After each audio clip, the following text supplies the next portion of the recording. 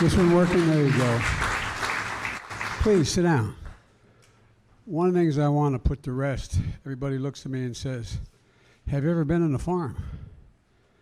And I remind them that what nobody knows. I come from the state of Delaware. I represented Delaware for 36 years in the United States Senate before I became vice president. Single largest industry in Delaware and the Delmarva, Delaware, Maryland, Virginia Peninsula, that peninsula that goes down, is agriculture. It's a $4 billion industry. $4 billion, that whole peninsula.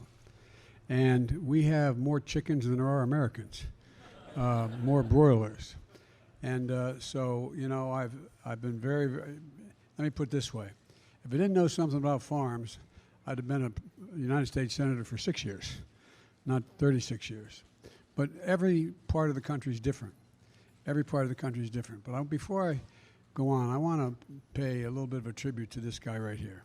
I'm going to embarrass you a little bit. This is the man who happens to be the son of the owners of this farm. And this guy is doing, you know, there's an old expression, God made man, then he made a few firefighters. Not a joke. Firefighters are incredible. Who's else crazy enough to run into flames, you know? But all kidding aside, what you're doing in terms of helping conservation as well out in Wyoming is astounding. It really is. I've been to, I don't want to make you stand, I'm sorry. The whole point of my raising this is, and we're not going to be able to talk much about it today, but conservation is also pretty darn important, and climate is pretty important. I've been to every major fire but 2 this year because FEMA is working again. We show up. We don't wait. We don't have to wonder. Governors only have to call me once. And here's the deal. More timber, more land, more buildings, more territory has been burned to the ground this year than an entire state of New Jersey, from New York all the way down to Virginia. The entire state of New Jersey. And so what this young man does and is amazing, what they do, and it relates to lack of water in most of the places. I've flown over those reservoirs that were 200 feet deep that are now 2 inches deep, literally, not figuratively. So one of these days I want to come back and talk to you all about conservation as well and the climate. But thank you for what you're doing, man.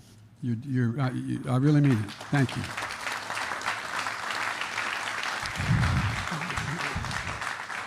Folks, I know it's hot in here, so I'm not going to talk more than an hour and a half. Look, I want to make a few, I think, are fairly important points. First of all, I want to thank Jeff for that introduction and you, Gina, for your hospitality you've extended today. I joined Congressman Robin Kelly here, the real champion for working families and farmers, who represents this area, and I just do what she says. She sends a note to the White House, and I get it done. No, but she's a key player in infrastructure, getting high-speed internet, clean water to every person across this district. And I know we wanted to be here also was Dick Durbin and Tammy Duckworth, but they were going to come, but there's a vote today in the United States Senate, and they're unable to be here. They're two of the most genuine, reliable people I've ever worked with, and I've been doing this for a few days. And I want to thank Tom Vilsack. Tom and I became friends when Tom was governor in Iowa. We traveled the state. Tom has forgotten more about farming than most people will ever learn. I'm sure this room knows as much, but the idea, Tom talks about how critically important that agriculture is to the United States in every single solitary way. But the real reason I'm here is to thank American farmers. Thank farmers. You feed America. You got us through a pandemic. And you're literally the backbone of our country. It's not hyperbole. But you also feed the world. And we're seeing with Putin's war in Ukraine, you're like the backbone of freedom. You know, I was at a factory not long ago, 8 days ago, down in Alabama. And they make Javelin missiles to help the Ukrainians stave off the Russians, beat them back in their aggression. And I pointed out that the proof point that America is the arsenal of democracy, that's what they are. We always have been. We've been the arsenal of democracy. I stand here today to thank American farmers who are the breadbasket of democracy. You really are. You know, we talk about, you know, every investment banker could leave their job. If every farmer left, we'd all starve to death. You know, let's talk about what's important. All these jobs are important. But I just think about it. Right now, America's fighting on two fronts. At home, it's inflation and rising prices. Abroad, it's helping Ukrainians defend their democracy and feeding those who are left hungry around the world because Russian atrocities exist. And Jeff and the American farmers understand Putin's war has cut off critical sources of food. Ukraine was the world's largest producer of wheat and corn and cooking oil, but wheat the largest. For example, Ukraine says they have 20 million tons of grain in their silos right now. 20 million tons. And guess what? If those tons don't get to market, an awful lot of people in Africa are going to starve to death because they are the sole supplier of a number of African countries. Somalia, I won't go through them all.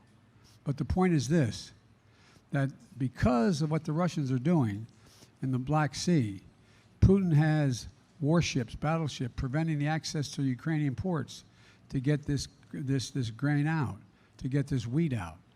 The brutal war launched on Ukrainian soil has prevented Ukrainian farmers from planting next year's crop and next year's harvest.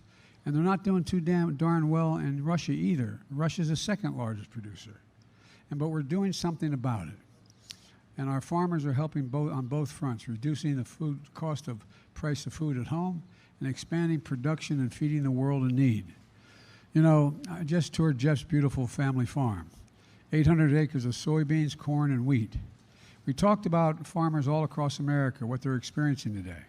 In addition to Putin's war in Ukraine, it's been cold and wet this spring, like it is cold today. Yeah, we waited for 90-degree weather until I showed up here. But look, many farmers in the Midwest have been put behind the 8 ball because of that. But it kept them from getting into their fields and planting crops. But as Jeff just shared, American farmers always find a way. They always feel something extra, a spark of patriotism. That's not hyperbole. A spark of patriotism, a sense of never giving up, of always finding a solution. To all our farmers, I want you to know, your congresswoman, me, your secretary, my cabinet, we have your back. Robin has your back. She's always looking at what's going on in the agricultural world. For example, we're reducing the red tape so it's easier for farmers to conserve inputs and double crop. For folks at home who don't know what double cropping means, harvesting 2 different crops from the same field in the same year. And that's what Jeff does with wheat and soybeans, which America is a top producer of, soybeans. And wheat will be harvested around July 4th if all goes well, God willing, and the creek not rising, as my grandfather would say. But look, then you plant soybeans in the same acreage. And he'll tell you, double cropping comes with some real risks. Growing season for wheat is short, and if the weather conditions aren't ideal or aren't at least good, or there are other disruptions, then the timing of everything is thrown off. But it's a risk we need to take. That's why my administration is looking at how to extend crop insurance coverage to give financial security to farmers like Jeff who practice double cropping. Secondly, I want to also, farmers worried about rising fertilizer costs and what is the content of the fertilizer. That's why earlier this year, the U.S. Department of Agriculture announced it would invest $250 million to boost fertilizer production.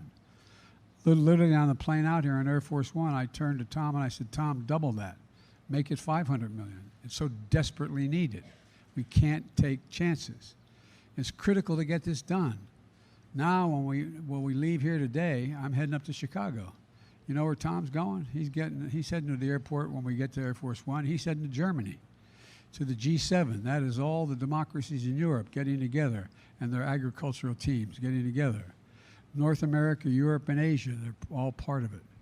And to solve some really big problems.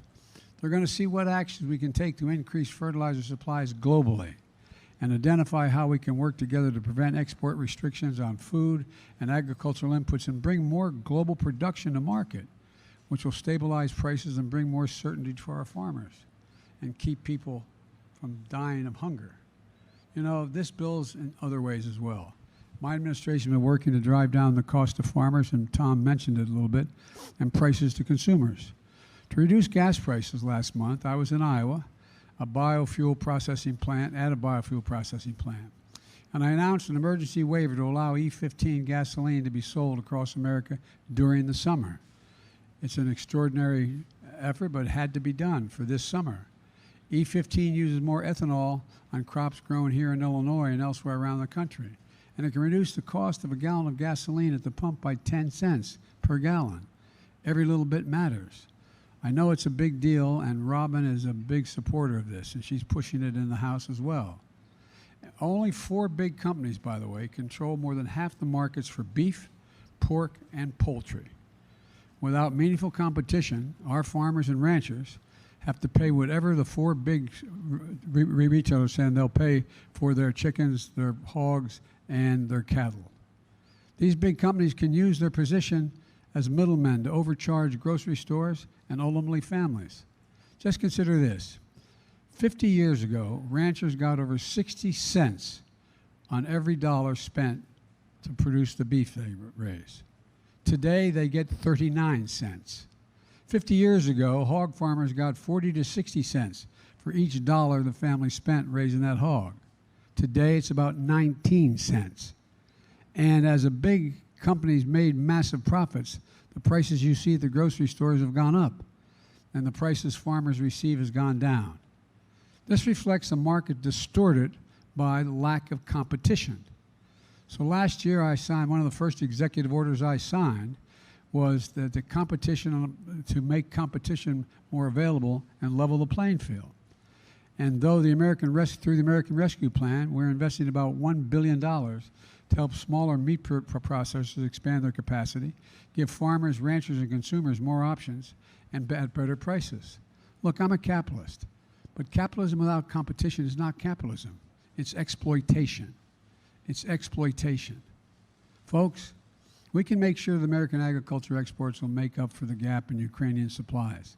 In fact, during my first year in office, American agriculture exports shattered all previous records.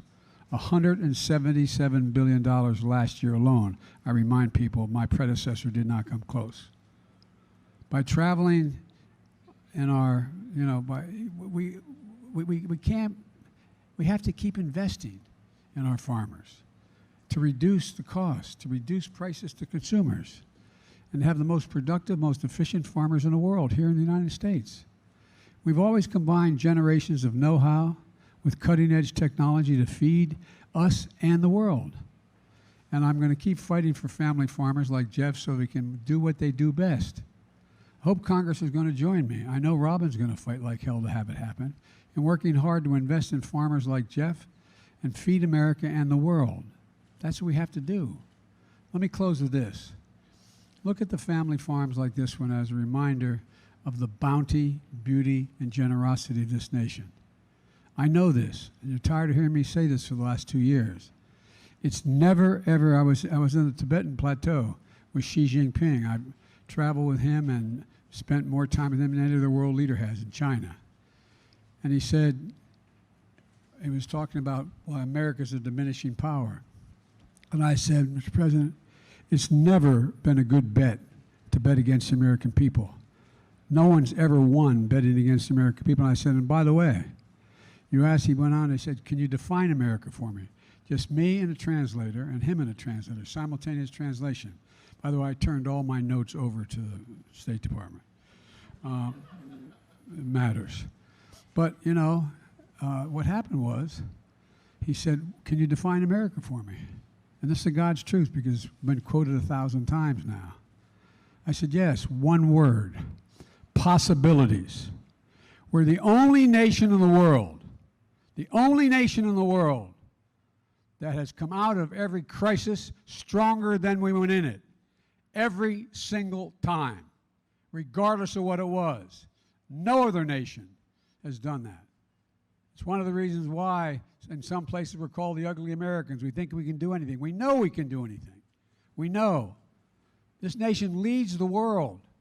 We stand up for freedom. We're the United States of America. And when we are united, there's not a damn thing we can't do. It's not hyperbole. It's a fact. As a student of history, it's a fact. There's nothing beyond our capacity when we work together. Nothing. So I'm here to say, God bless our farmers. And I mean this sincerely. God protect our firefighters. And may God protect our troops. Thank you for what you do. America owes you. They owe you big.